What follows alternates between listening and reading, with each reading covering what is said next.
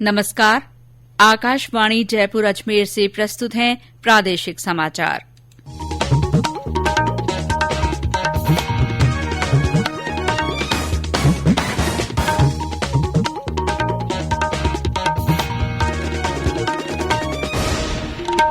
मुख्य समाचार। चिकित्सा मंत्री ने दिसंबर में कोरोना बीमारी की दूसरी लहर की आशंका जताई, कहा कोरोना को लेकर सतर्क रहने की जरूरत। राज्य में कोरोना रिकवरी दर 91% से ऊपर पहुंची। आज 1810 लोग संक्रमण मुक्त हुए। राजस्थान पुलिस कांस्टेबल भर्ती के लिए आज से कोविड गाइडलाइन की पालना के साथ परीक्षा शुरू हुई। सरकार और आंदोलन कर रहे गुर्जरों के बीच आज भी नहीं शुरू हो पाई वार्ता। दिल्ली मुंबई रेल मार्ग पर कई रेलगाड़ियों का मार्ग बदला गया। जयपुर, जोधपुर और कोटा के 6 नगर निगमों में महापौर के लिए भरे गए नामांकन पत्रों की आज जांच की गई। और नेफेड ने 15,000 टन आयातित प्याज की आपूर्ति के आदेश दिए। घरेलू बाजार में बढ़ेगी प्याज की उपलब्धता।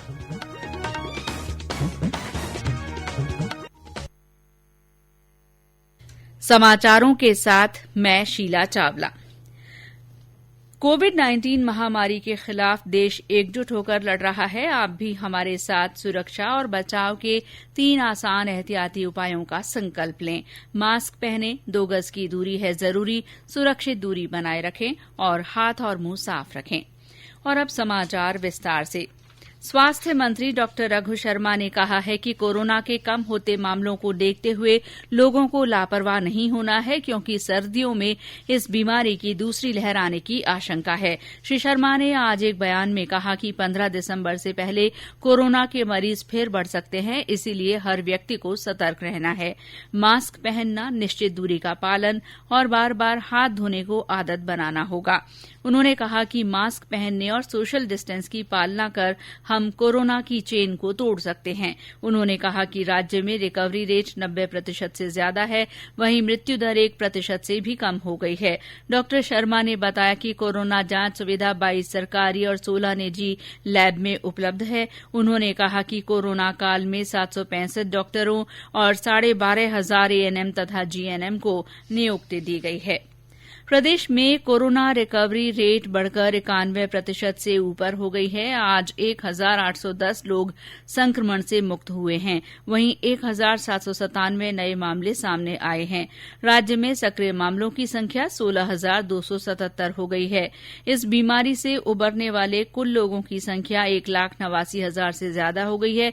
पिछले 24 घंटों में 11 लोगों की मौत के साथ इस बीमारी से मरने वालों का आंकड़ा 1,966 पर पहुंच गया है। आज जयपुर में सबसे ज्यादा 307 नए मामले सामने आए हैं। जोधपुर में 191, बीकानेर में 165 रोगियों में संक्रमण की पुष्टि हुई है। इसके अलावा अलवर, अजमेर तथा श्रीगंगानगर में भी 150 से ज्यादा नए केस सामने आए हैं। इस बीच कोविड महामारी के मद्देनजर झालावाड़ जिले के झालरापाटन में चंद्रभागा पशु मेला स्थगित कर दिया गया है। देश में कोविड से स्वस्थ होने की दर 92.32% हो गई है।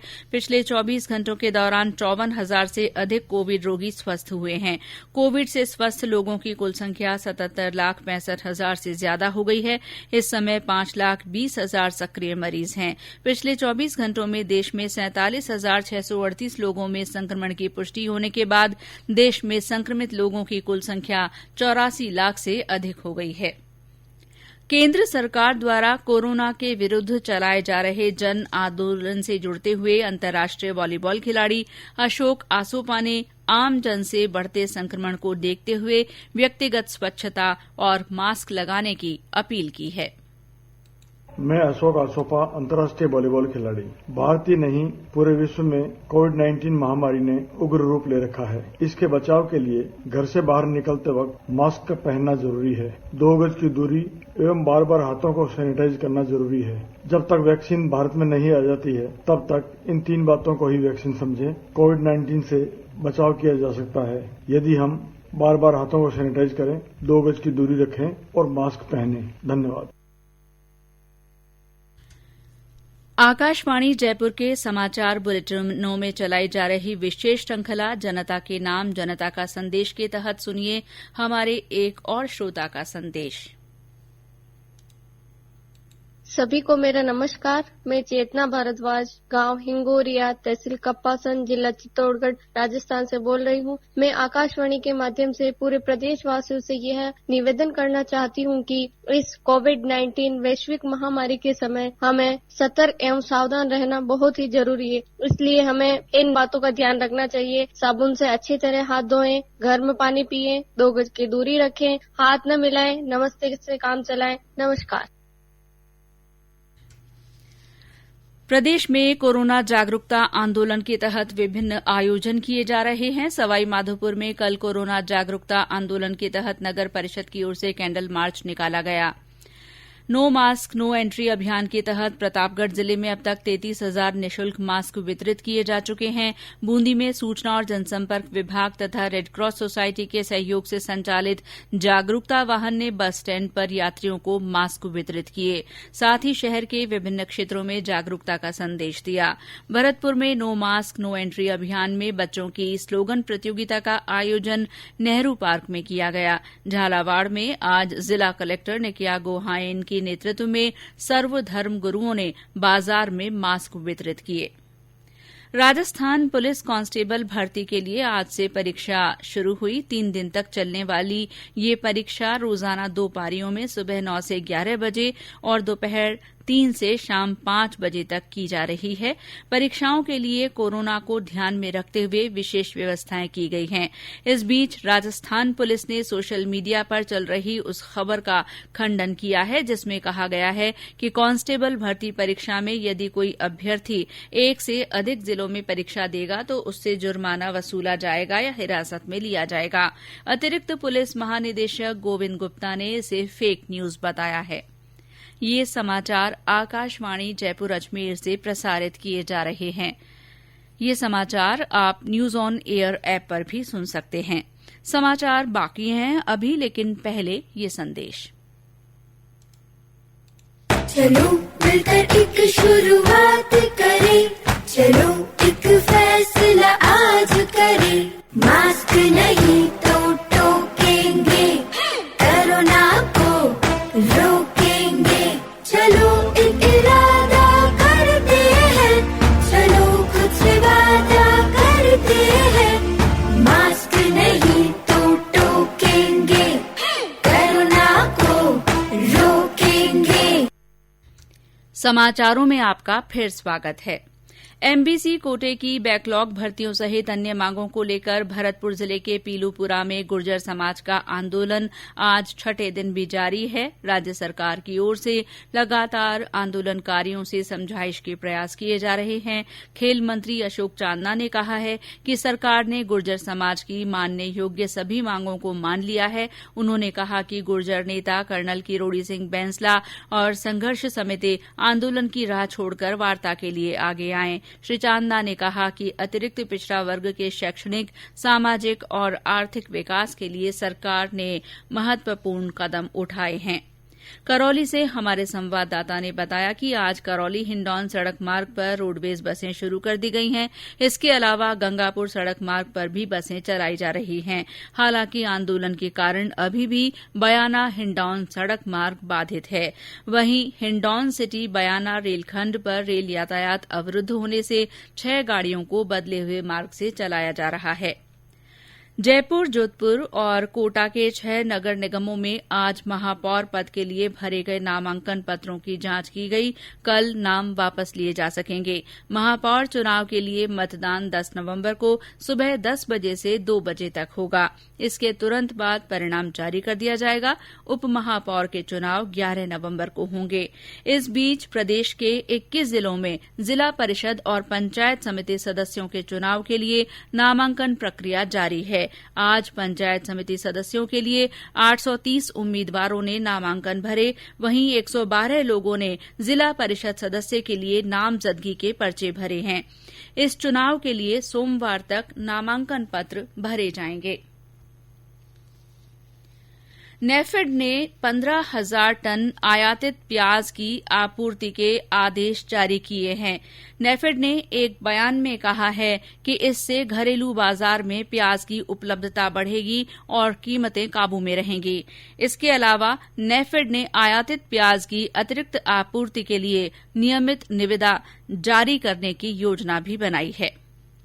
दौसा जिले में प्रधानमंत्री फसल बीमा योजना के बारे में किसानों को जागरूक करने के लिए 5 रथ शुरू किए गए हैं। जिला कलेक्टर पीयूष सामरिया ने बताया कि योजना का लाभ अधिक से अधिक किसानों तक पहुंचाने के उद्देश्य से जागरूकता रथ शुरू किए गए हैं। ये रथ 10 तहसीलों के किसानों को फसल बीमा योजना के बारे में पूरी जानकारी देंगे।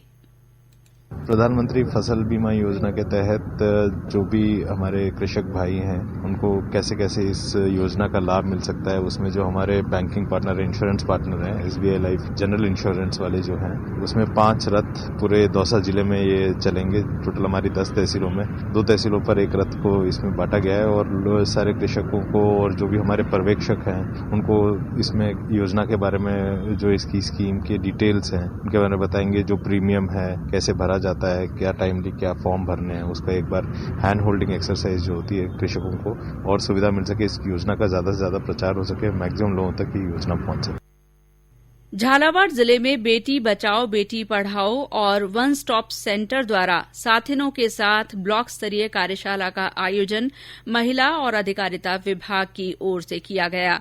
कार्यशाला में झालरापाटन और भवानी मंडी ब्लॉक की साथिनों ने भाग लिया। कार्यशाला की शुरूआत में महिला अधिकारिता विभाग की सहायक निदेशक द्वारा विभागीय योजनाओं के अलावा बेटी बचाओ बेटी पढ़ाओ कार्यक्रम और किशोरी सशक्तिकरण के बारे में जानकारी दी गई।